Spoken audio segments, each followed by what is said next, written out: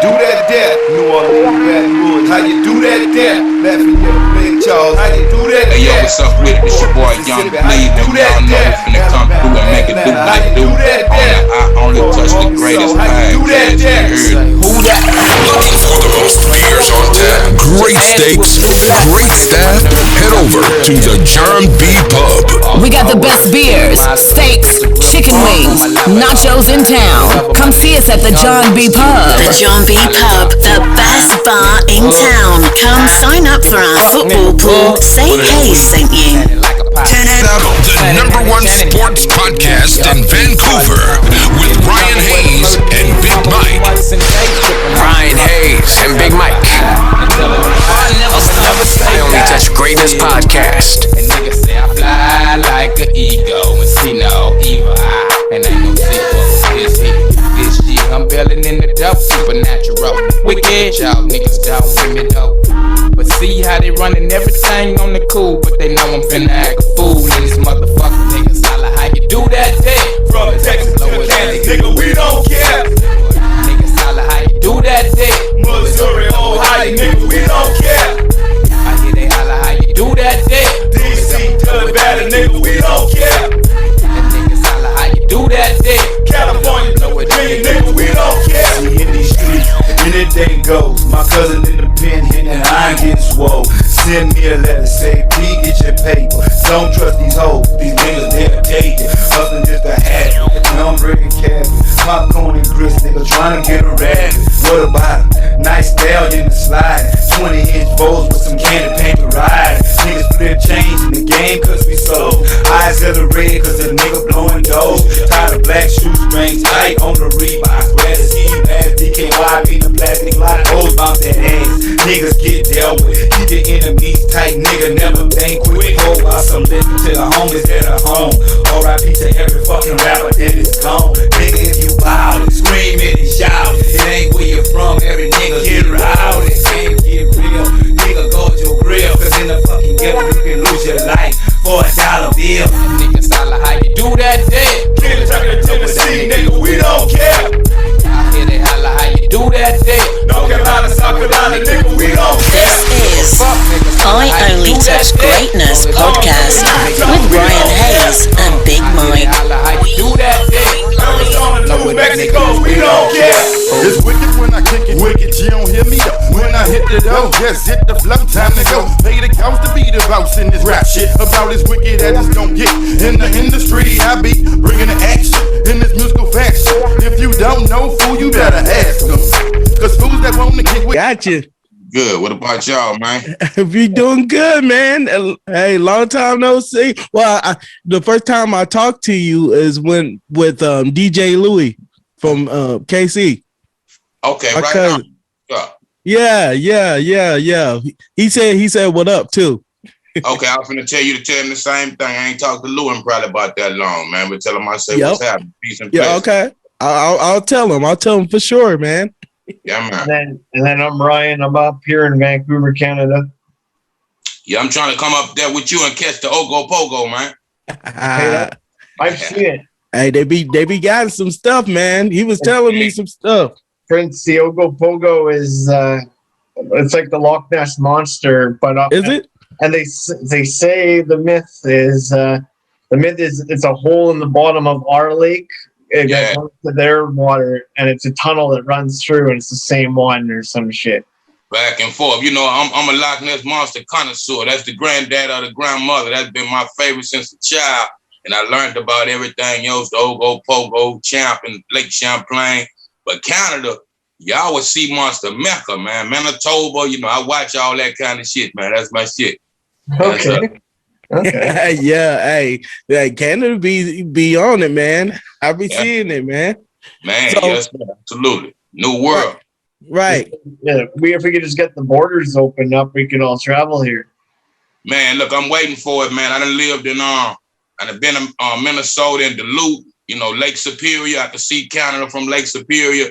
Then I lived in Detroit for a little while, so right across the river I could see Toronto. But I never crossed the border, living close to Mexico in the past, in Texas, and I never crossed up north. I was on my way up to Canada, but I ended up back down south. So that's on my bucket list, man. From there to Loch Ness, man, that part.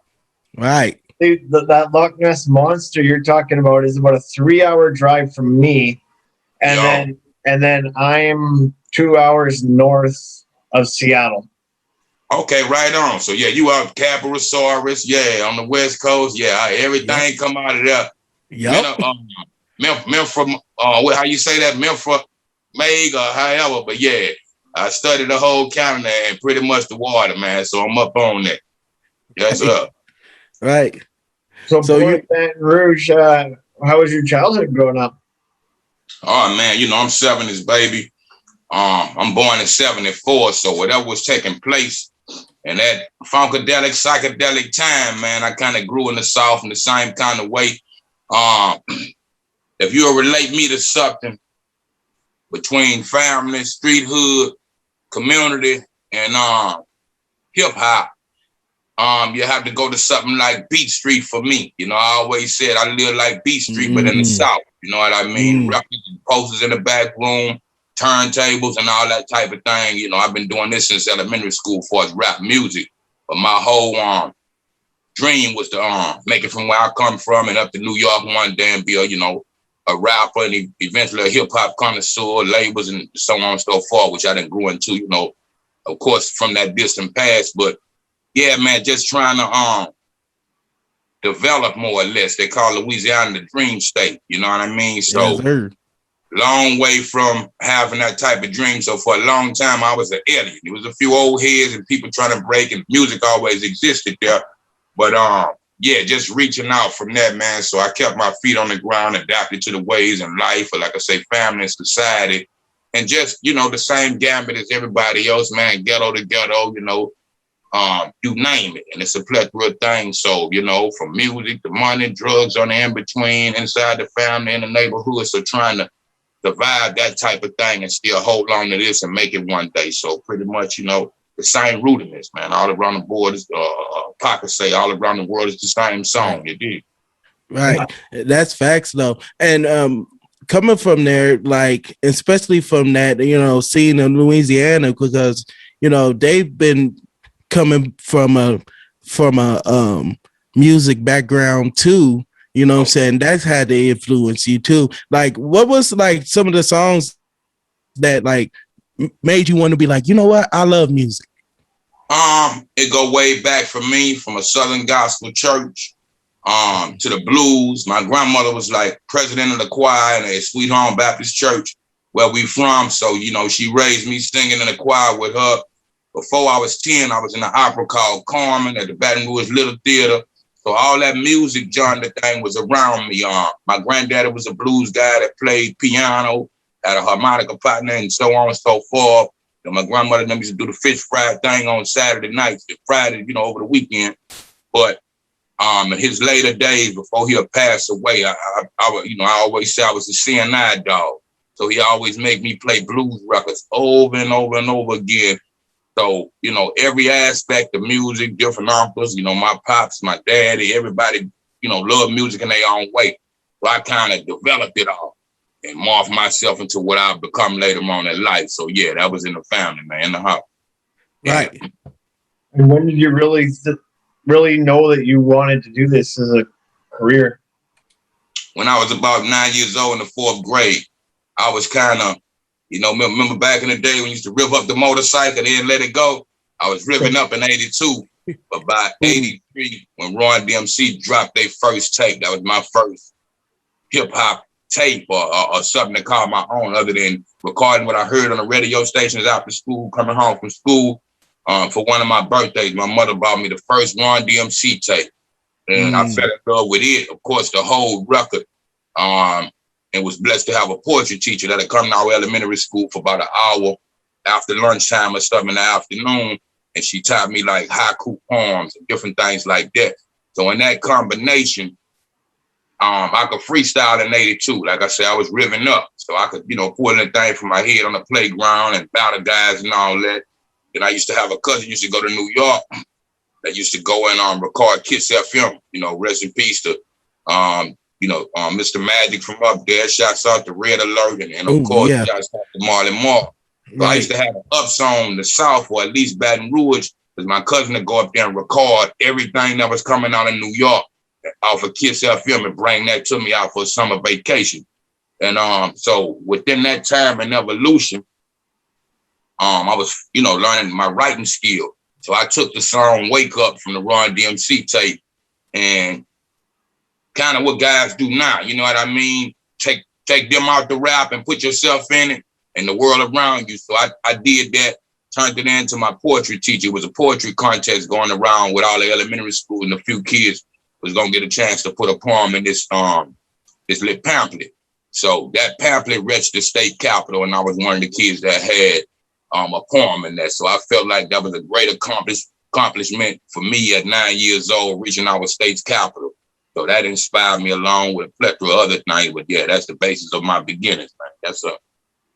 Right. Because basically, man, hey, Run DMC, like I think like a lot of people like from that back in them days had to wear like some, the Kangos or the bucket caps or the Adidas, you know what I'm saying, which I wear them today as we speak. Like a lot of things that like influence us and stuff. And having stuff, yeah, right. I got my shoes right now, you know what I'm saying? Like it's always a great influence of that. Like, and to more of of how you got into the rap game. Like how did you know that you was like, okay, like who was the first person you rapped with? I mean, underground, that's like 1 million people. Major, years later, right? I would have to say it probably was what probably started for the majors with me was Master P. You see what I'm saying? Everything was C-Loc and, all my homeboys and family members and people throughout the city, we trying to break, And how did you meet Master P? Or like who was Master P the first one that you met? Directly. I had been around a lot of guys, but I wasn't known.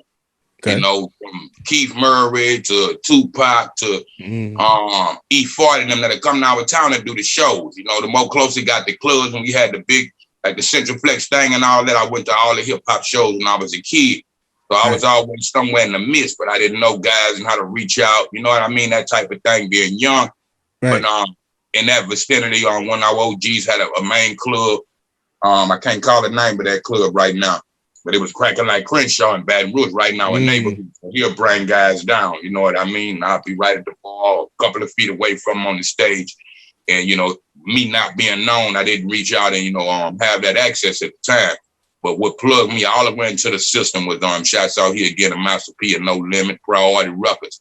And from there, it's a plethora of artists, Too Short, Dash, Snoop, Ice Cube, you name them. Yeah. And that's just the starters on the West Coast, So yeah, I got all but an infinite list, man. You know what I mean? All coast. That's up. Yeah. Because you had the song originally, but then Master P remixed it, right? Absolutely. Raw Your Beginnings, man. That was with wasn't that with my homeboy? Shout out to my homeboy too, Russell. He said hi too. I got to tell that to him. And you did that with concentration camp. Yeah, was that the first one? Yeah, I started a concentration camp. I'm the founder. C-Loc on the label. I started the 9 click, and we always morphing and growing. And in that evolution, we ran into No Limit between New Orleans and Baton Rouge. Him and C-Loc had the connection with each other, being the CEOs of both franchises. You know what I mean? And one thing pretty much led to another. But shouts out to Happy Perez. We produced. And I was the original writer on how you do that there. That was originally called The Fool, for the first concentration camp compilation. Yeah, man.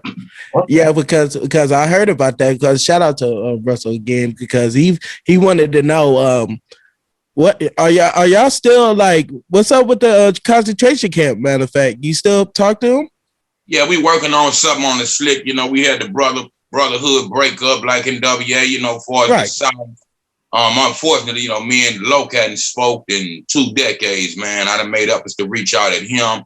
Right. Unfortunately, he's still bitter about a few things. I got some choices in the matter, and we just hadn't reached that medium again. You know what I mean? But Max Manelli, Happy, and everybody else, Lucky Knuckles is my one real brother. And everybody else, yeah, we pretty much on the same page. After we trying to conjure up some new ideas for a new Return to the Concentration Camp album. So hopefully that'll show up in the near future, you know? Right. Hey, cause just by going by that how you do that, you know what I'm saying? And I mean that whole album, because that's like back then, like you had people who had a good hit, but then when you have a good hit, they might have a trash album. That album right there was never a trash album. Like till Balls of My Word, you know what I'm saying? Yeah. How was it, you know what I'm saying? Like what made you like pick that title from? Actually, you know, I'm a big fan of all the mafia movies, the Godfather in particular, you know. Yeah. Mine's all the blood and gore. I saw that family setting that separate the Godfather to me from all the rest of the mafia murder, kill movies. And you see the family man into a businessman and what the killing is about. You know what I mean? Standing for your own, standing for your people. And when you're getting pressed on, you know what I mean? I always say I'm an underdog when I speak for all the underdogs. You know, Vito was forced into a way. Same evolution in our Black communities to every community, but in that sense, you know, I'm anti-oppression. So my whole thing was I took that and was developing a new name right before I got into Young Bleed and all that. So I combined Young Bleed into Young Bleed Cardion and give me a first, middle, and last name, really meaning the young that bleed for this, you know, Cardion generation, or this Mafia Dawn or Rap Mafia Dawn generation. So that was my whole take to that. But before I released that record, we was making, you know, what I call backroom tapes minus the basements, you know what I mean? In Louisiana, I don't think nobody down there, unless I'm missing something, has basements, you know what I mean? The farther you get in the South. So doing that, I did a record called Balls in My Word. That was on the tape. Me and Max Manelli had a little double tape we used to sell for $5 on the corner and wherever else. And I had that song that I had planned on just doing that as a song. So really in particular, you know, all us was around. So I guess Loc gave that woman the Master P when it came time for me to do a solo album. So being, you know, Scarface, the big brother and OG to me coming out of Texas, I wanted to be separate from Tony Montana and Vito Corleone. But with that same, you know, man stand-up principle, you know what I mean, all the way down to the gutter. So I didn't plan on calling that album My Balls and My Word. I was calling it An Offer You Can't Refuse, the short record that's on that. That's why it's so the short record. Who was on that? Was it Mystical on there? No, Mystical was on Bring the Noise. Yeah, Bring the Noise. Rest in peace to Pimp C that produced Bring the Noise, man. Pimp did that? Yeah, Pimp. RP to Pimp C. I never knew. Yeah, but you know what's so crazy is because this is why I love hip hop, but it's because of people like you and Master P and C and RP the Magic too from the Ninth Ward. You know what I'm saying? My homeboy's from his same hood. He from Florida P. Shout out to him because he got a birthday too. Happy birthday, Darrell, aka Tricky D. Happy birthday, Darrell, man. Absolutely. Right. My pops from the Ninth Ward, you know, the man that raised me. You know, my daddy from Baton Rouge, my pops from the Ninth Ward, New Orleans, man. Okay, yeah, because my people's over there, man. He get right after the you know the hurricanes hit. You know what I'm saying? They came down here from Richmond.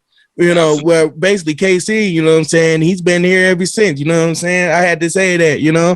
Hey, but, you know, and I mean, like, with Pimp C, though, it was like, damn, I never knew he was a producer. He had to tell you that he was a producer. Yeah. How was that feeling of Pimp, you know, producing that? And how was it, you know, being in that same booth? Because I know y'all had to be in the same booth, too. Nah, that's what's crazy about it. I actually turned in my record to No Limit, and before Pia take it out to priority, and they wanted to substitute like 3 of the records we had on it. So P gave me 3 records. You know what I mean? Ooh. And it was a record that was on the shelf. And, you know, of course, I'm cool with the whole Beats by the Pound. So we was in a yo together, just finally going through things. And that was one of the tracks came up. And it had that blank 3rd verse. And I was like, man, what's that? And who's that? Nobody told me that Pimp had produced that track. You see what I'm saying? So P gave me the record. And I ended up putting that record out. And years later, me and Pimp would talk about it. He was saying he was glad that I got the record, but it was initially aimed for a 504 Boys record or a Mystical record or something like that. So that's why Mystical is on it, and P is on it. I just filled in the blanks and it became my record. Rest in peace to the right? Yeah, absolutely. Yes, Lord. And your Master P also put it on his About It movie, correct? The how you do that? Yeah, how you do that? Yeah, my debut to the world off the About It soundtrack and in the movie. I wasn't in the movie myself, but the song was. And that catapulted me from the summer of 97 to when we debuted My Bars and My Word, that January 98, man, that became certified gold 3 weeks after it touched the ground. So off the About It soundtrack and the superstardom, man. Yes, sir. If you could sit down for dinner with anyone dead or alive, who would it be? Of course, Pimp. You know, I knew Pimp in real life. I didn't get a chance to meet Pac. Of course, Pac, Mac Dre, you know, Biggie. You know, if you can see my picture on the wall behind me. Shout out to all the Bay people too, because like T-Bo to Brother Lynch, man, which we about to talk about too. Go ahead. Yeah, definitely. You know, it's still going on. But I was saying, if you can see the picture behind me, it's a picture of Jam Master Jay. It's a picture of Tupac, Biggie, Aaliyah. Who I'm missing? Aaliyah left guy. You know what I'm saying? Marvin Gaye and Bob Marley. Marvin Gaye. They come to that every day, man. Yeah, so you know, it's an infinite list when you talk about the greats and not just rap music. I done work. I was able to get a record from Curtis Mayfield before he passed away. I was making a connection with Roger before he passed away. So I'm still, you know, 70s baby. And a lot of my other is the old school samples. You know, I had a chance to talk to James Brown's son, you know, about doing some records. So yeah, I got an infinite list when it comes to that. Yeah, my answer is always Tupac or Seth Rogen. Okay, right on. D. My answer is like the same too. I don't know if you can see the poster, but my favorite is always going to be Pac. You know what I'm saying? I always want to see Pac, and I always wanted to see, man, dead or alive. Well, probably be Nipsey. But I would have to definitely say that. I was waiting for you to finish, but I'm looking over your shoulder. And true story, I was in California, man, shooting a video with my guys from Compton, man. Shout out to folks. And they won them out there. Kenny McLeod shot the video for us, and you know, those guys, and Uncle Knight out that way, man. So we was doing that video, and I had planned on going to California for a month because I wanted to catch them on a lot of things between LA on up into Oakland. But I had to be back in Baton Rouge that Sunday or following Monday. 2-3 weeks max. I turned on the TV. I wanted to go to Marathon, and we was that busy. So all we did was shoot the video, wake up, and do that till I left town. So I didn't get a chance. We might even pass by. And I didn't get a chance to go by there, but I wanted to meet Nip. I was a fan of Nip, and still to this day, I hate what happened to him. Right. But yeah, looking over your shoulder, we can't forget Nip, man. Rest in peace. Right. Yeah. Right. Because I got, it was crazy because I got Nipsey on one hand right here on right side, and I got Pac with Juice, you know what I'm saying, legendary, you know what I'm saying, on the left. Before he was known on Ruckus Juice, man, Right. Because I felt like it, you know, my first thing I used to watch was Juice.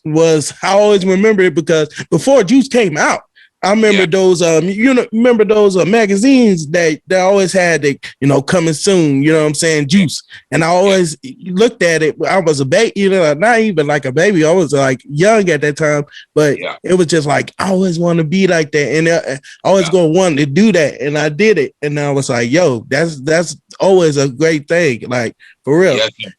My mama to tell you that. About back home, one of my best friends used to say, man, if it's one other person in the world you remind me of, it was Tupac Shakur. I'm slew-footed, the whole nine. So I saw a lot of myself in Pac, and I'm a diehard Pac fan. Me and the Outlaws at school, Yuck Mouth and Spice. It's like his family and homeboys became my homeboys, but he wasn't present. You know what I mean? When I started going out to Cali in 97, man. So rest in peace to Pac forever, man. Yes, sir. What's one life lesson that the music industry has taught you? Yeah, and yeah, go ahead. Now I was asking him what he said again. What's one life lesson that the music industry has taught you so far? All right, take care of your business, man. Stay on top of your paperwork and your paper trail. They taught me this when I come in the game. This is 90% business and 10% talent. And I grew to know what that means still to this day, man. So stay on top of your business, man. Definitely. And also, I wanted to get to Preserve, because I felt like you was like the first New Orleans, but then you was like the first artist like that actually like who actually been signed artist on Strange Music. Like, how was that working, you know, and doing the, you know, another version of how you do that there? Like, how was it being on Strange Music? Strange. You know what I mean? Like you just said it in a nutshell. I was the only guy in the first, if they ever had another artist after me that came from the South. Right. So going into the Midwest, you know, I've been coming back and forth to Kansas and different things, and actually kind of how I got the connection with those guys. But I always been a Tech fan, but never knew it'd end up like that in life, since Questions and Gang Related. That was one of my favorite Tech Nine songs. So on the strength of Dave Weiner, that was one of the original guys at Priority Records. He became vice president at Strange, and in my time of searching for contractual type of situation, that kind of fell in the gaps, and he had a place for me. And he turned me on them guys and welcomed me back to Kansas City and into Strange. But Preserve, shouts out to Soren Baker. I did a Preserve album, and for the first time I did a book called The Making of Preserve. You know what I mean? For those that's not familiar with Soren Baker, you know, he has a podcast that's out right now, worldwide, broadcasting out of LA. But he, I want to say, went on before me. He had a series of books called I'm the White Guy. That I think Jay-Z was his first book. Then eventually The Game, Tech Nine, and Glasses Malone. I was the fifth rapper he did a book on. There's our guy, Glasses Malone. Right. Which we had we had to interview them. Okay, right on. Yeah, Glass is a good guy, man. We talked in the past. We got yet to do a record together, but yeah, I done read y'all, you know, we've been on that phone with each other. So shouts out to Glass. Absolutely. Yeah, great guy. I used to be an A&R, and I worked with him like 3 or 4 times back in the day. And then remanifested that chance to get him on the show and do a podcast with him. So right on. Yes, sir. Good guy. Hey, what's your favorite sports franchise? You know, I hadn't been so into it lately. I'm old school, but you know, I'm a Saints fan for beginners. You know what I mean? Before that, you know, when I was a kid, it was Tony Dorsett and the Dallas Cowboys, and eventually Walter Payton and the Chicago Bears. You know, I played running back as a kid, and I've always been small and postured. So I always, you know what I mean, like to run the ball. So nowadays, lately within the last few years, man, you know, of course I was going with the Supersonics and Steph Curry, man, was my guy. You know, I did LeBron and all that, but yeah, that quick pop, stop, and drop, man. Yeah. Yeah, man. Right. Because hey, I mean, Supersonics was a hit too. I mean, you had a lot of them, you know what I'm saying? A lot of those legends from Gary Payton to, you know, from Sean Kemp, you know what I mean? I remember when them shoes came out back in the 80s. Them Kemps. Them Kemps, yeah. Yeah, they had like you said, a whole legendary squad, but you know, just lately, but yeah, Durant, Draymond Green, you know what I mean? Was my man Chris was just as fluent with pretty much as Steph that played for him, if I'm saying his name right. But you know, and I know a plethora of guys. My cousin is Tyrus Thomas, played for the Bulls, you know, a couple of years, played on right jersey. So I got a family of ball players, and you know, he the only one that made it to the NBA. But you know, as far as that lineage, you know, on the B-ball, yeah, that was my thing too. So I know a lot of players, man. Shouts out to Michael Bibby out in California with the Sacramento Kings, a friend of mine, man. So, I go with the game. I'll pick somebody from watching it. But I'm a lab rat, always on the road. So I stick my head in and out of it lately. You know what I mean? And I'm a big fan of Bibby because he was originally a Vancouver Grizzly. Yes, sir. Okay, right now. Look, y'all almost could be brothers that I'm looking at you, Ryan. Y'all kind of looking like you and Bibby. Yeah, Hey, he do for real. Yeah, he like Mike Bibby, man. Yeah, a little bit. Well, just a Canadian version. The Canadian version of Mike Bibby, man. That's you from now on, man. Right. Yes, sir. Right. And back in 2000, you even signed with C Murder, not C Murder, but Free C Murder by the fact, and we're gonna get to that too. You got signed with Sibo from West Coast, you know what I'm saying, West Coast Mafia Records. How was that? You know what I'm saying? Linking up with Sibo. I was a Sibo head long before I met Bo, and like I said, you don't know who you're gonna encounter and meet in life. Around 2004 or 5, right before the hurricane came, I moved to Texas, and before I did, I got a call. Actually, I was just looking at the podcast I did with Yuckmouth and those guys over there at Smoke a Lot. Out to them. The story of being in the studio, and one of my guys bought me a magazine when him and Sibo was promoting Thug Lords. And in the interview, they asked Bo what was some of the artists that he was interested in working in, and he mentioned my name. So I sent my people to sort out his people. And, unfortunately, he was in jail at the time. So he made that call to me, and gave me the okay to go ahead and connect with the guys in West Coast Mafia. And I went on out there, shouts out to T-Po, Rob and Brian from Priority, you know what I mean? I put that together. So in that same family circle, I was right back in it. Welcome back to California, and it's been that way ever since. I put out 2 records through West Coast Mafia, but man, Bo is like bros, man. You know what I'm saying? Big bro, little bro kind of thing. So, we talk every now and again. When he need me, I'm there, and vice versa. So yeah, to be continued. Right. What's the favorite song you've ever done? Now that's hard. The world will say how you do that, but I'm hardcore first, so I got a plethora. On that particular album, it was The Last Outlaw.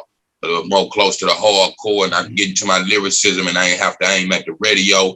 I like to be able to get my thing forthright and express myself open-heartedly. But Block Bleeder, man, Ghost Rider, I might be somewhere along my 19th solo, just straight bleed record, other than compilations and features I done did, phenomenally over a 25-year span and underground before then. So yeah, it's hard to put that in a nutshell, And, I was about to say, man, you got like a whole bunch of stuff. I'll still be bumping, man. Like I'll be bumping some of the new stuff that just came out last year. You know what I'm saying? Yeah, right on. So like the old timer told me, man, I ain't getting old, man. I'm aging. I'm getting better, man. Right. You know what I mean? So yeah, every time I do something, I try to make it better than the last time. And I'm my own competition, minus the clicks and everything else. Everybody get tied up in. I try to do something different than I did on the last record and keep climbing up that hill. So it's always something new. I might have a favorite record I just recorded that's unreleased today. Tomorrow I might record something that I feel is better than that.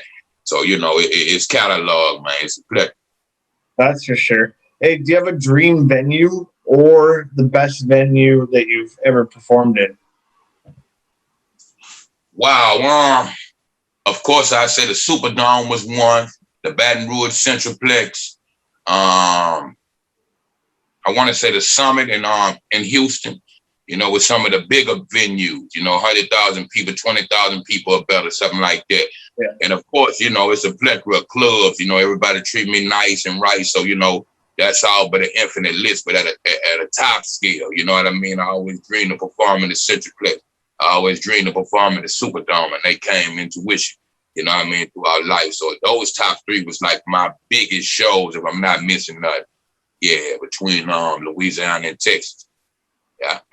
Yeah, because Texas, that place, man, for real. I got the chance to be there at well, I was like there for like 5 minutes because I had to get on the plane, but I was like, dang, you know what I'm saying? I'm in, you know, Houston. So I was like, wow, you know, basically, you know, hey, I wanted to say this, man, because I don't know if too many people ask you this, but you was on Kevin Gates.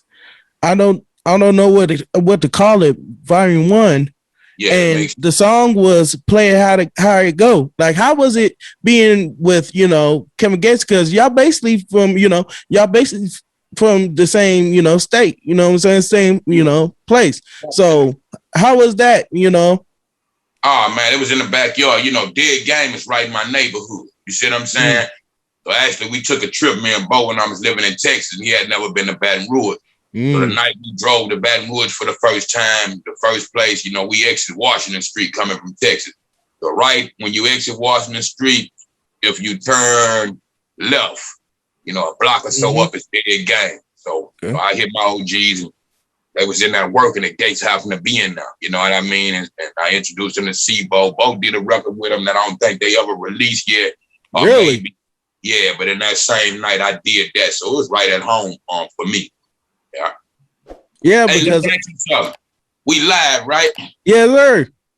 Nah, I said we live. We can't take a commercial break. Yeah. Well, we can cut it out the scene. Go ahead. Okay, give me 2 seconds. I'll be right back. Looking for the most beers on tap, great steaks, great staff? Head over to the John B. Pub. We got the best beers, steaks, chicken wings, nachos in town. Come see us at the John B. Pub. The John B. Pub, the best bar in town. Come sign up for our football pool. Say Haze sent you. Turn it up. The #1 sports podcast in Vancouver with Ryan Haze and Big Mike. Ryan Haze and Big Mike. I never stop. I Only Touch Greatness podcast.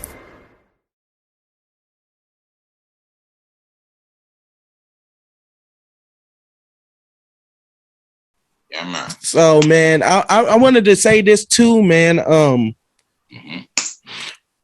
From coming from Baton Rouge, and now you see the rap scene now, you know what I'm saying? A lot of them still taking over, like Boosie, Webby, Gates, you know what I'm saying? Like, how do you feel like, cause from coming from where you from, you know what I'm saying? I know that had to been like a huge thing now, you know what I'm saying? So how do you feel like for like the new MCs coming now, you know what I'm saying, and still giving y'all roses too? Like, tell a little bit. I love that the most, you know what I mean? To each his own at the end of the day. Me and Boosie, some family somewhere down the line, as well as NBA Youngboy. But I remember a time, it was a few old heads, like I said, when you go back to our evolution, I could tell you rappers that you wouldn't know that was making the bridge for us to even come out of Baton Rouge, and we was called country. You know what I mean? Everybody outside of the state look at New Orleans first before you even come to those domains.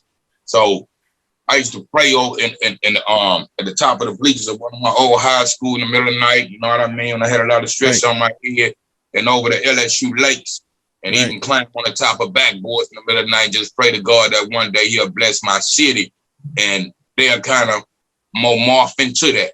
So years later, you know what I mean, it manifested. So to see that, you know what I mean, I'm happy and proud of my city, not the foolishness and all the murders and different things that's going on. And that's the one thing. I come up the same kind of way and kind of was blessed to make it through. There's a lot of stories I could tell you on the dark side that it took the climb this far. And I was hoping, being a sacrificial lamb, that I could have set a few things in stone. I guess somewhat I did that. But for what followed up, and a lot of the foolishness and a lot of guys and girls that's not here based on that and that type of thing, you know what I mean? I'm not proud of that as far as the city, but as far as them picking up a mic and having a different outlet than murder and drugs all the time. You know, God bless the game. And it's what, you know, to each his own. God bless the child that hold his own. It's what you do with it after that. But He gave it to us. So I'm happy to see that. You know what I mean? Right. And what would you feel like? Which one you think is like one of your favorites, or up and coming one from Baton Rouge that we haven't heard that might be your favorite? You know, of course, you know, all of them to a certain degree. I don't have no personal beefs with nobody. A lot of those guys is 5 to 10 years, you know what I mean? You know, under me age-wise. But like I say, been happy for everybody that came out of that, you know, and I back off their situation. Some of them is family ties to try to work out certain situations, just on the big brother. But yeah, Boosie, Gates, of course, phenomenally, NBA young boy, Lil Webby, you know what I mean, been my guy since a kid. So you know, everything that's coming. Shout out to Lil Webby too. Yeah, absolutely, yeah, man. Real one. And on the big brothers, and you know, the backing of Tria, Turk and Mayor, rest in peace to Lil Fat, rest in peace to Lil Ready. Right. You know what I'm saying? Right. So I just Lil Fat. Yeah, you know what I mean? So I done watched a lot of them come and get to that pivot. And like I say, happy for them. Or when I'm not happy for them is when they catch these cases or go to that graveyard like that, man. You know what I mean? So in that same sense, you know, that it's bittersweet, but more sweet than bitter, man. You know, life goes on. Everything else that's up and coming. I'm trying not to miss nobody, but it's, you know, that's an infinite list nowadays. You know, rest in peace to G Money and all that type of thing. A lot of those guys right out my neighborhood to the rest of the city and from other neighborhoods in the city. I was a backpacker. We don't have the trains down there, but I've been hopping bus to bus, you know what I mean? City bus to, you know, overnight, going in back room, just building and helping them being a cornerstone for our city, man. So like I say, if anything, I just hope they keep the torch lit. You know what I mean? Keep the lights on and keep it alive. My uncle used to tell me that at the end of the day, keep it alive, man. That's all I want to see them do. Yeah. If you could take a time machine back to any era of hip hop, when would you go back to? You know, I'm going back to the beginning, man. You know, I'm about old as hip hop now. I'm in my 40s, so my whole christening is that New York evolution into the West. And the South was morphing into the Midwest. So, you know, I done lived in 41 states and 40-something years of my life. God said the same, I'll be 40-something years old next month, June 6th. You know what I mean? D-Day. So the whole concentration camp is, you know what I mean? That's my life and cycle when you're talking Hitler and D-Day. My granddaddy was in World War II, and I ended up taking his name to the plethora of names that I done went through from 9 years old, just figuring myself out.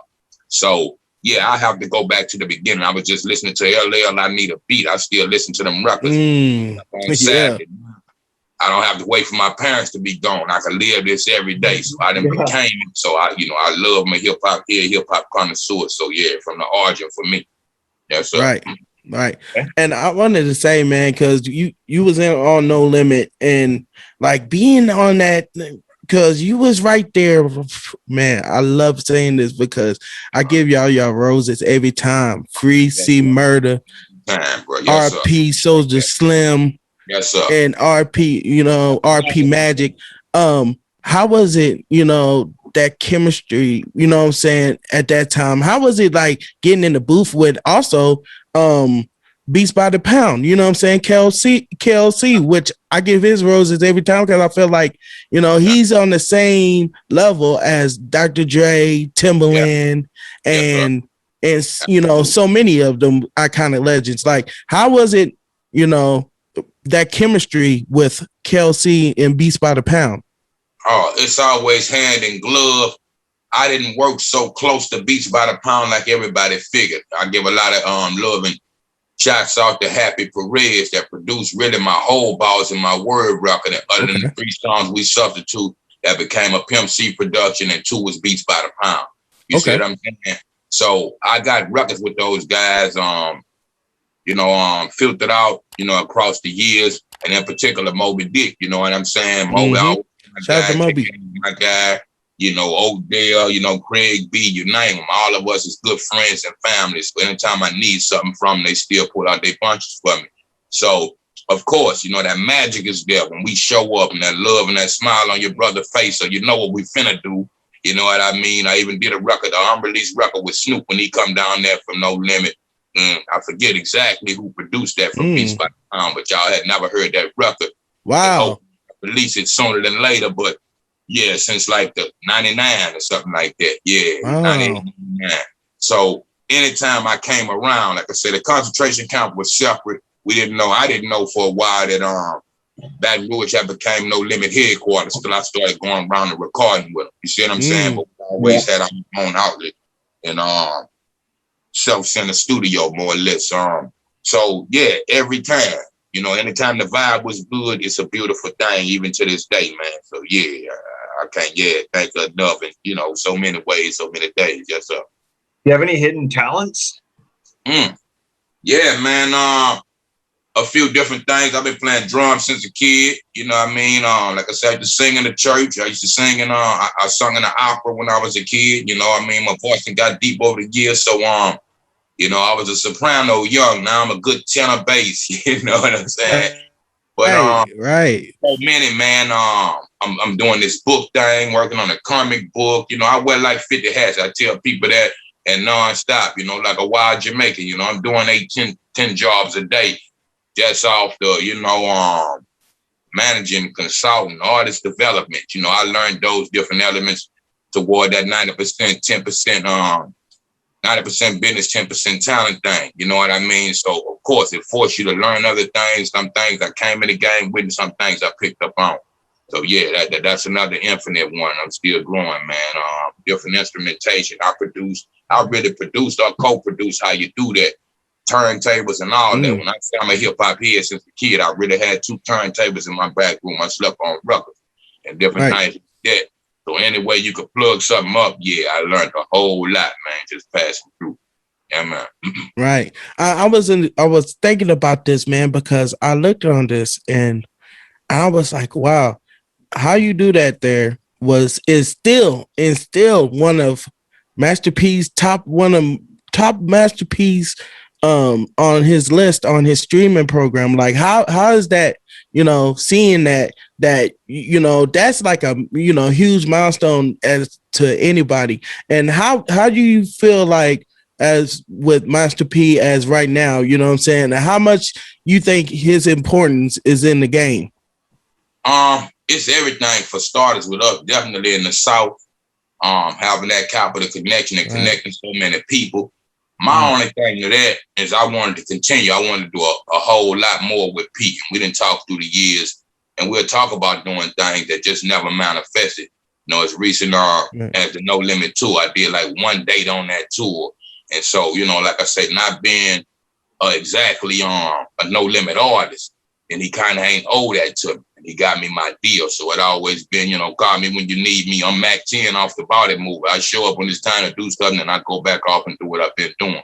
So that's our only difference. I wanted to do a lot more records and different things like that and help keep the torch lit and keep the house running. So everybody got their separate things nowadays. You know what I mean? I always reach back and try to do, make those efforts, but it take two. You know what I mean? It's the best way I can put it to you. Yeah. Your go-to drink? My go-to drink, the Crown Royal, man. I got a plethora of drinks, but lately I've been, I'm a whiskey man. I started off at a gin, man. So from the white to the brown, but lately it's been that Crown Royal for me, man. It's smooth. It was made for with the King and Queen of England. So that's real good. And then, shouts out to you, Canadian whiskey. You know what I'm saying? So, yes, Lord. Canadian got some stuff, man. I'll be saying it. All our liquor is better up here, I believe. Our beers are more potent than your guys' is and everything. That's what you're saying. Look, I tell you something, man. If you hadn't made a trip to Colorado yet, man, when they say the Mile High Club, I had to learn about getting high and drinking in Colorado. You get high and drunk quicker because you're a mile, far as regular surface in the rest of the country, you're a mile high off the ground. So it's just like being in an airplane. You ride through Colorado Springs, your ears gonna pop in the mountains. So I had to learn to take it easy. You know what I mean? Drinking something simple. They used to call me Mr. Moscato out there because I drank Moscato all the time. But even Moscato would give me a headache, drinking it fast. So it's a ritual when you go to Colorado and try to smoke and drink, man. But beautiful place. And you was on shout out to Tech Nine, man, because I give that man his roses, because if it wasn't for him, because my brother DJ'd for Tech. Okay, one time at a show in Henrietta. Shout out to DJ Louis was a performer that night. You know what I'm saying? It was like with Tech, man. Like I always give this man his roses, man. Like coming from Kansas City and seeing what he done did, like bringing people like you and J Rock and people, you know, bringing people together. Like we was talking with Glasses Malone, and he was telling us like that KOD tour what meant so much because he created a bond with Joe Budden, which, you know, he's on, you know, his podcast show, you know what I'm saying? And he was like, man, I ain't never liked him, but once that, you know, that tour got done, you know what I'm saying, and I got to talk to him, we cool, we kicked it, you know what I'm saying? Like, so I seen that you was on another club, you know, on the collabos with him too. So how was that? How did that come about too? Coming back on there. Yeah. And y'all asked me that, I meant to answer that for you and kind of forgot that earlier. But we was talking about how you do that remake with me, him, and Tom. Yeah. When I first came there, I didn't really want to touch the song again, but it was a company idea for us three, and being, you know, in the pocket we was as legends, it'll be a beautiful way to bring it back. So I went forward. We all recorded at separate places and sent in our vocal. Shouts out to Seven. He remixed the track, and it started to take off. But I feel like we didn't capitalize on it. That was the same year that Ricky Smiley came out with the thing in Atlanta. And he played that. You know what I mean? He played, yeah. I seen that. I seen that show. Yeah. So I felt like this is the time to do it, and it was starting to take off. We want to say even in California. And we you know, it's where it is for those that know about it. But a year later, a guy like Problem, shouts out to Problem out there in California, remade it. It blew phenomenal for him. You know what I mean? So, you know, nothing against that. That's a beautiful thing. But that's my only thing to that record. Me and Tech did one other record in life. Me, him, and Stevie Stone. Shouts out to Stevie Stone. Shout out to Stevie, yeah. On the I forget the compilation that followed my record that they did was another strange compilation. But we did. Yeah, it was the collabos, Strangeland, I think. Okay, Strangeland, that's it exactly. But you know, we did Come Dirty, you know what I mean? On that, him and Stevie. So them the only two records we did, and we never actually recorded in the studio at the same time with each other. You know? Yeah. So was y'all didn't do it with how you do that again with Brother Lynch? Nah, I guess Lynch did his, I want to say maybe in California. Tech might have recorded in Kansas, and I still was in Baton Rouge at the time. We were still working on the deal and all that. So I hadn't uprooted for a second or third time. It was plans to move to Kansas City after that tour and welcome me all the way into the label. I really did like a co-op deal with him. I started my label, Trapdoor Entertainment, right when I got that deal to have a label to stand on with, really like my third label.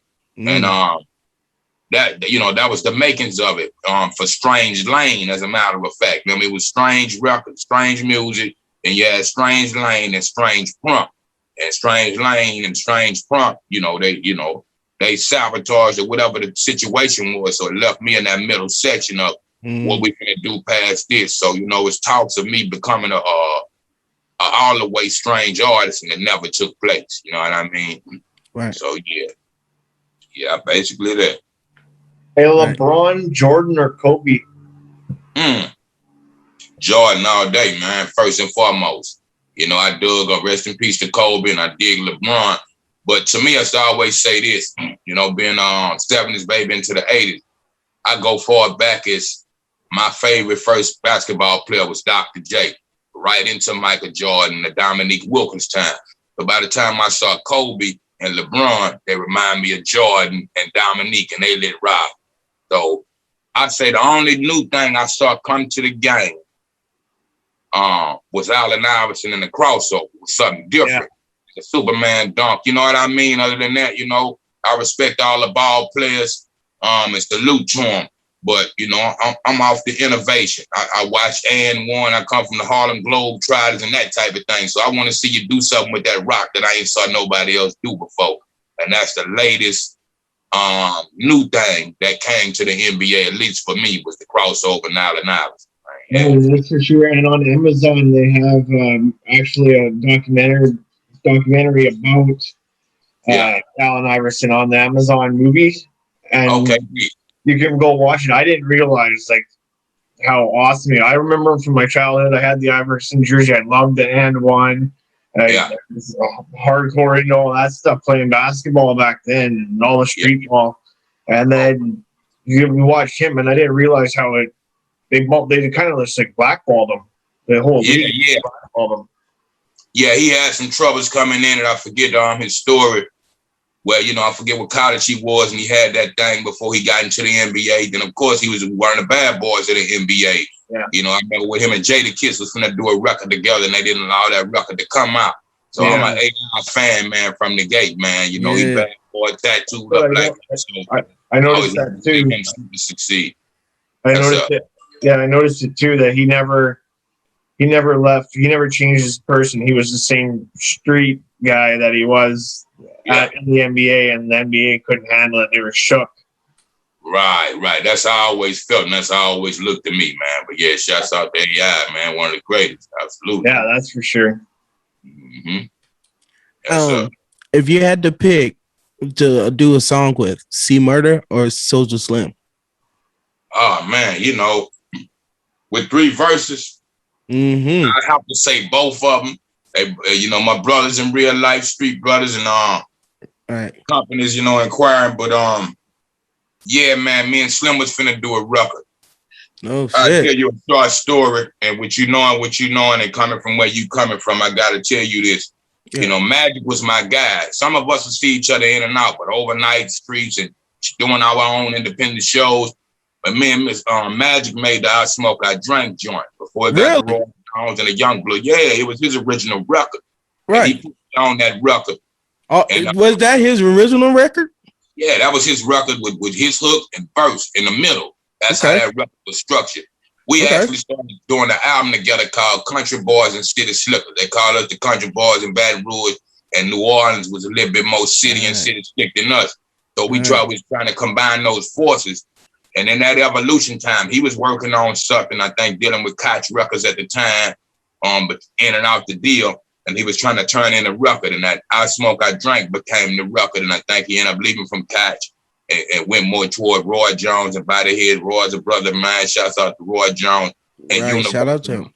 At the time, So me and Magic was testing the water, and we did that record. It was just 2 verses. We'll perform it in our shows. Sometimes we did 3-5 shows a night between Mississippi, Louisiana, especially before the hurricane came and they had all the casinos and everything was on the beach. Yeah, we'll go from one spot to the next and perform that record.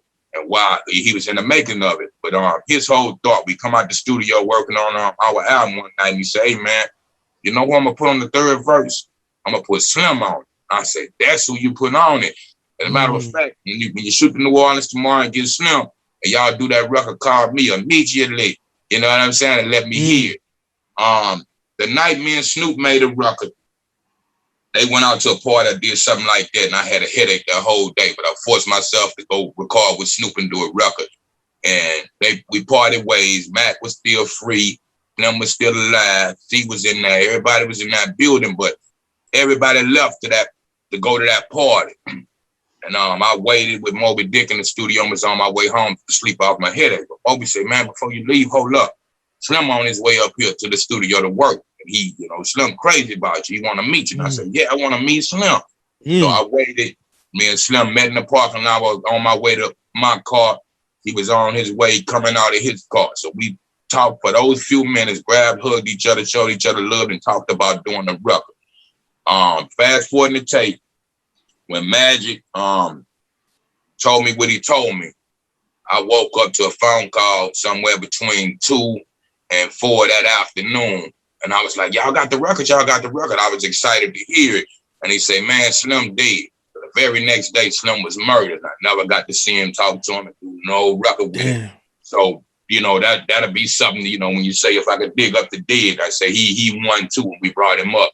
And C is my brother. I talk to C every now and again through a connect we have between us and all that type of thing. Those guys always been up front and straight up with me. So, I couldn't decide between the two because I got yet to have a record with C Murder. You see what I'm saying? So, yeah, for those guys. Right, because I was about to say, We'd love to have an interview with C-Murder, it's like throwing out a dream. Man, that would be hey, coming for me, man. Oh my God. I know so much about C because of my partner.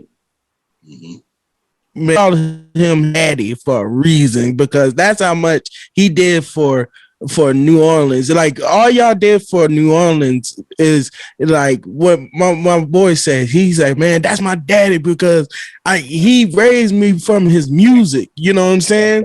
Yeah, man. And on turf too, a lot of my family members, they had, sports program with ball players. Like I said, a lot of my cousins was ball players that either went to JUCO or went to Mexico or Europe somewhere to play ball and then make it into the NBA. And before he knew they was kin folks, he used to take those guys tennis shoes and different stuff like that. So C was a good guy out here. I know him like that. Right. But hey, look, big bro, let me give me that commercial break one more time. I'll be right back. Looking for the most beers on tap, great steaks, great staff? Head over to the John B. Pub. We got the best beers, steaks, chicken wings, nachos in town. Come see us at the John B. Pub. The John B. Pub, the best bar in town. Come sign up for our football pool. Say Haze sent you. Turn it up. The #1 sports podcast in Vancouver with Ryan Haze and Big Mike. Ryan Haze and Big Mike. I never stop. I Only Touch Greatness podcast.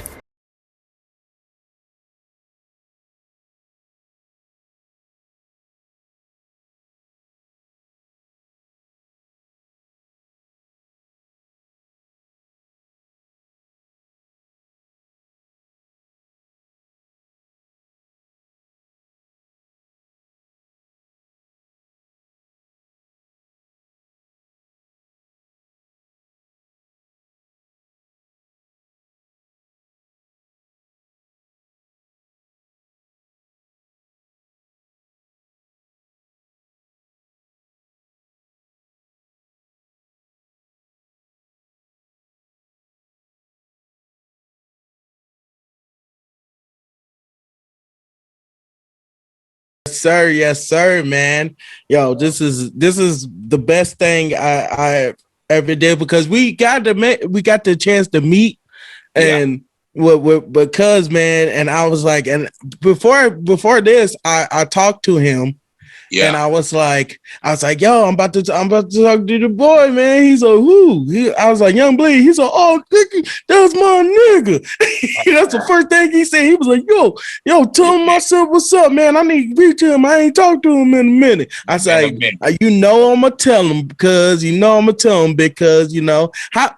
how was it, because I always give that man his roses, man, because he's the reason why I started wanting to become a rapper, because of him, because he used to rap. And the craziest thing is, like, with the tech story about that night, like, I was so bad, because I wanted to go and see that show, and it was in, like, close to my town, what I'm saying, because Henrietta is like 5 minutes, and I went, and I was like, yo, mom, RP to my mom, because she's passed. And we was like, and I was like, mom, yo, if you can, try to get a autograph from Tech. She was like, I got you. You know what's so crazy? She gave me an autograph, and guess who it was? DJ Louie. Wow. Yeah, right. I was like, it was on a paper plate. I was like, you know what, mom? I was like, from that, I was like, that's bigger than, having that from Tech. Even though I love Tech, but that really truly means something. That made me want to do that. So I had to, saying, tell me a little bit about, Louis, how you and Louis get together. We just met, in some passing through out there. I want to say Chauncey Clyde or somebody out there. In Kansas. Shout out to Chauncey. Yeah, Chauncey, the first guy to ever bring me to Kansas City. I got family out there that I forgot I had in almost 10 years. But every time I came, Chauncey gonna pick me up from the airport, Greyhound, however, off the train. And that always been my guy on his moms and pops, his big brother and family. They cook for me. His daddy give me wine. So I love Chauncey, man, off the gate. He the whole connection to Springs. And like I say, Dave Weiner was doing a record called Three-Headed Monster. Shouts out to my brother Money Waters out there in Dallas, Texas. And all of us is good brothers. We rolled up from Dallas one weekend and made that Three-Headed Monster record. And that's what Dave Weiner was listening to when he Chauncey reunited us. So I'm sure anybody pretty much that I done met and been connected with been through Chauncey in Kansas City. Yeah. Right. Because they always talk about you. Like one of the things about Kansas City is like once you get love from there, man, it's undeniable. You know what I'm saying? That unbreakable spirit. You know what I'm saying? Because they be like, oh, Young Bleed. Okay, we going there because they gonna know you gonna have that motherfucker racking, and it's right, especially like that, and they'll let you know like if you ain't that, they ain't going. You know what I'm saying? You gotta get out there with the people. Like I said, I got family out and stayed there, been coming out there well over 10 years now, so I know pretty much the basis. Rest in peace to Lee Joe, you know what I mean? If you remember Lee Joe, man, with Technic, that was my guy, one of the greatest artists. I wanted to see him break into the industry, you know, and unfortunately we lost him a few years back. But just a plethora of guys. Rich the Factor, shouts out to Rich. Right, shout out to Rich. Yeah. My homie and label mate Baby Nelson is one of the artists on my label, Trap Dough Entertainment. We actually just put a record out on Baby Nelson. It's on all the social media platforms just this Friday called Grind Time. So I'm Kansas City the long way, man. Yes, sir. Right. And tell us a little bit what you got going next, man. We want to know a little bit what you got next, man. What else is going on with Young Bleed? I'm in these lab works, man. I'm finishing up a record called There Is a God. Like you say, recently I put out an EP called Signs and Wonders. You know, and I had a few albums that I had in line to come out with, but when the pandemic came, you know, I went back into my God science. I felt like, you know, from a rocket science to a brain surgeon to a man sleeping on the corner, nobody had the answer or the cure. So I always know, you know, that's when you see God all day, every day. But definitely that's the one thing they wasn't mentioning for a while. So I wanted to take it upon myself and get that honor back to God and praise for us and the people. And hopefully, you know, that the pandemic will uplift and we can get back to normal. So I always wanted to do an EP. That's my first EP to date. Shouts out to Chuck at Work Clothes, Grind Music, and Chop at the Chop Shop out there, man. So we did like a single called My Lost World So Hard and about 6 other songs, you know what I mean? Right. To kind of be a prequel to this album I'm doing called There Is a God. It'll be the first time I do an album. It's still going to be hard, street and all that, but it's more like ghetto gospel, you know what I mean? Where everything is in reference to God. And through all the trials and tribulation we go through, and as hard and as gangsters it may look, without that, you know, there is nothing. So that's my whole next method to the madness. I'm running the label Trap Dough Entertainment, like I said, was birthed once I came to Strange and did the co-op deal. So between 10 and 12 years now, I've been doing the Trap Dough thing. It's like 20 artists under the umbrella, you know what I'm saying? So I'm running the label daily, keeping up my Young Bleed stock and spot dates and whatever tours on the in between. So I'm working a book, comic book, video game. So yeah, it's something every day, man, that I'm keeping up with. That's up. All right. Look, as a matter of fact, too, shouts out to Bangin' 832 Radio out there in H-Town, man. I'm a shout out to them. Yeah, I'm a co-host, man. We do you know, they 7 days a week. Shouts out to Southern Belle and High Risk, you know what I mean, over there for starters. But I'm a co-host with Southern Belle every Tuesday and Thursday night. We do New Music Tuesdays and Throwback Thursday with the OGs. So I'm, you know, I keep that outlet. They get that outlet to me about a year ago. I took a test run through radio and ain't never looked back. So everything we doing comes straight out the trap into Bangin' 832 Radio into the rest of the world, man. So yeah, it's a little something every day, man. But yeah, business as usual. Yeah. I just wanted to throw something in here that I've secretly had a drinking game going with myself. Every time Prince gave roses, I've been drinking. You say everybody, every time you said Prince said roses. The guy that roses while they hear you taking the drink. Right. I always got to give them. I always got to get roses. Yeah. I always just got to do that. Hey, I'm the type of person because I love hip hop, man. I mean, it means so much to me. Like my whole house is like I got Dr. Dre, Chronic right there, and then I got Outkast, Aquemini right there. You know what I'm saying? And then I got Nip and I got him right here. And then I got in my back, I got, you know, I can't forget them. That's the first movie that I ever bought.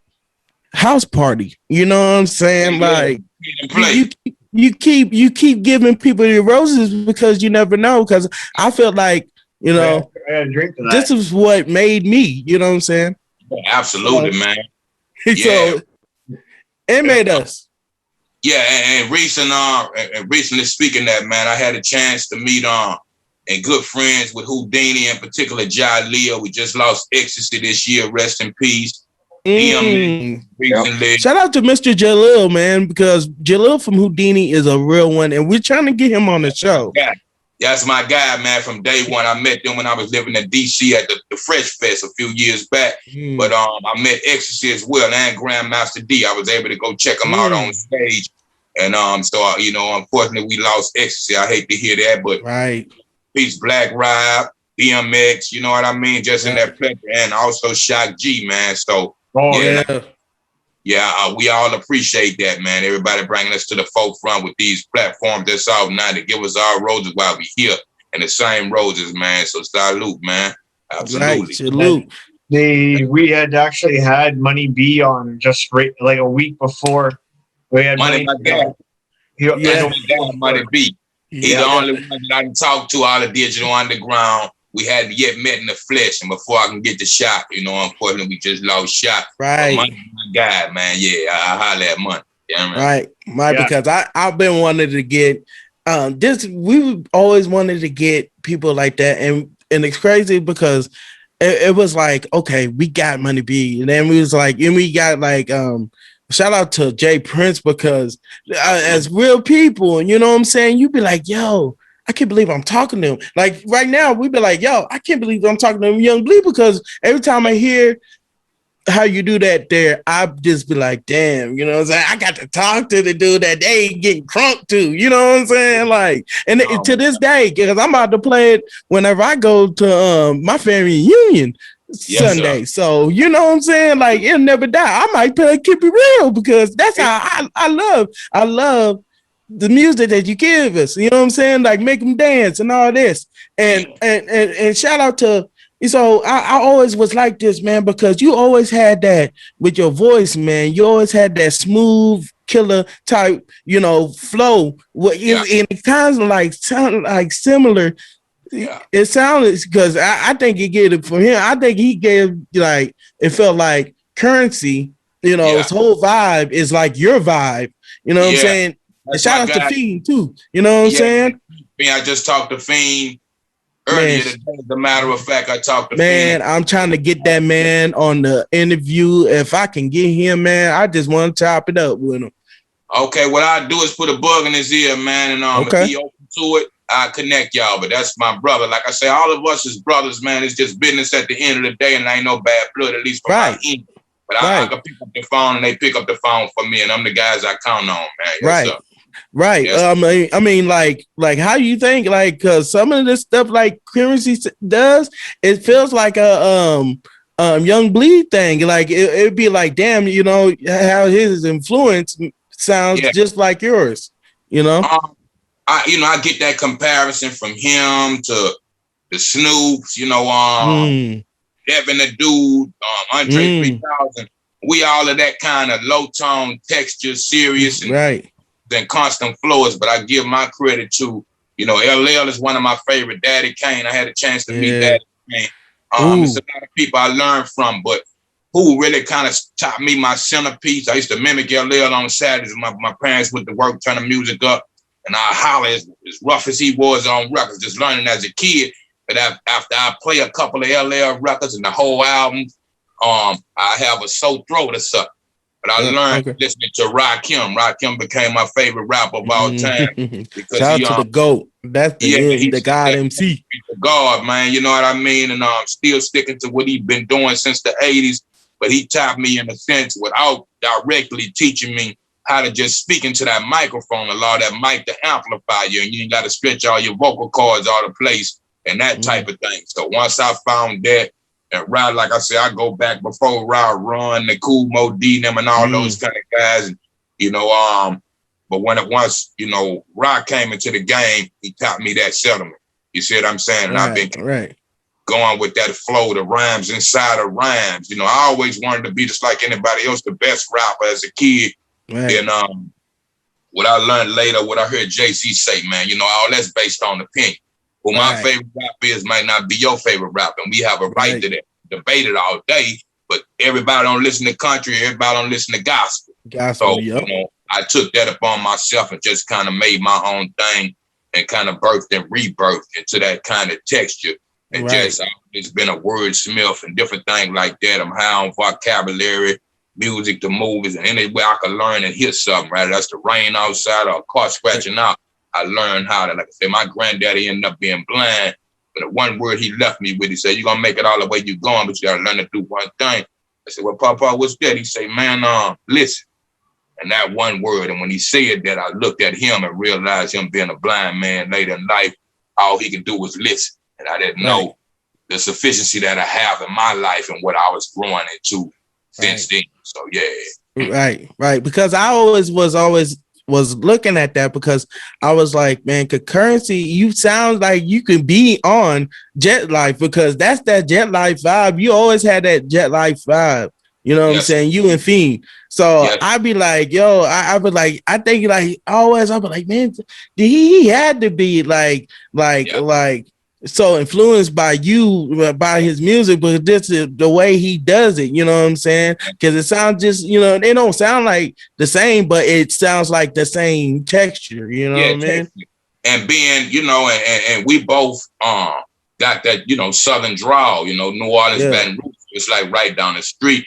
I met Currency maybe about 5 years ago now, you know, shouts out to his manager, Mustafa. I met Mu before I met Currency. And I went to the House of Blues one night. He had a couple of low riders out, welcomed me in, smoked big with me, you know, him and one of his partners and me and one of my partners, shouts out to Fat Albert. We went out there to a Currency show and he VIP'd up with me, man, and we became homies from that. So shouts out to Currency, man. Much love. That's up. If you could eat one of these two for the rest of your life, waffles or pancakes? That's a good one. I like both, but originally, I'm a pancake baby. You know what I mean? I eat a waffle every now and again, but I still, pancakes is my number one out of them two. I have to say that.